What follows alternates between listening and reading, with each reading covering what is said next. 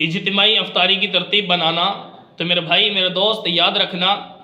عام طور پہ دوست احباب ایک دوسرے کو جمع کر لیتے ہیں اور افطاری کی دعوتیں کر رہے ہوتے ہیں۔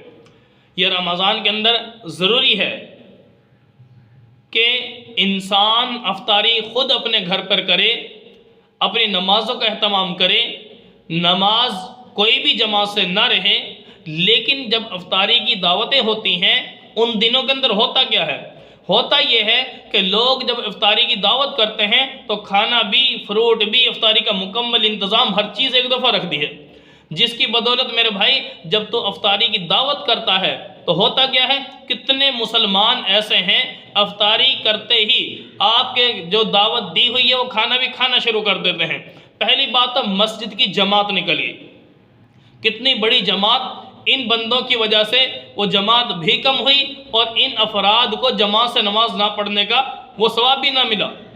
ظاہر نماز تو پڑھ لیں گے، اکیلے پڑھیں گے، بعض دفعہ ایسا ہوتا ہے کہ لوگ وہ نماز پڑھتے بھی نہیں ہیں، ایسے بھی ہوتے ہیں، لیکن رمضان کے اندر پھر بھی ایک مسلمان کو غیرت آتی ہے، شرم آتی ہے کہ وہ نماز با جماعت ادا کرنے کا اہتمام کرتا ہے۔ لیکن میرے بھائی جس نے دعوت کا انتظام کیا ہے، اہتمام کیا ہے، آپ کے اس چھوٹے سے عمل کی وجہ سے، ٹھیک ہے، ایک مستحب عمل تھا، آپ نے فرض نماز میں تاخیر کروا دی،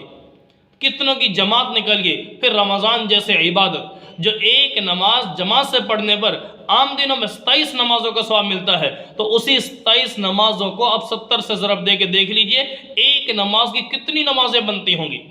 آپ کے ایک مستحب عمل، ایک دعوت کی ہے آپ نے افطاری کی، تو کتنا بڑا ثواب کم کر دیا آپ نے۔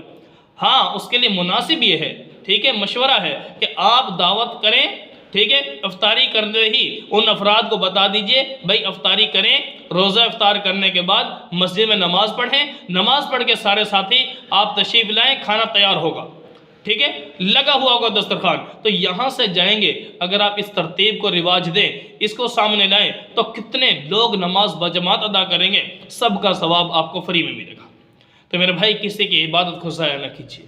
یہ کوئی ضروری نہیں ہے افطاری کی دعوتیں کرنا، ہاں ایک اخلاقی حق بنتا ہے، بلا لیا، لیکن یہ کام نہ کیجیے کہ آپ کی وجہ سے کسی کی نماز جماعت سے رہ جائے، آپ کی وجہ سے کسی کی نیکی کم پڑ جائے۔ میرے بھائی یہ کام ہم نے نہیں کرنا، جو مشورہ دیا ہے اس کے مطابق اپنے ان معاملات کو کریں، انشاءاللہ العزیز اجر ہی اجر ہے اور فریق کی جنت بھی ہے۔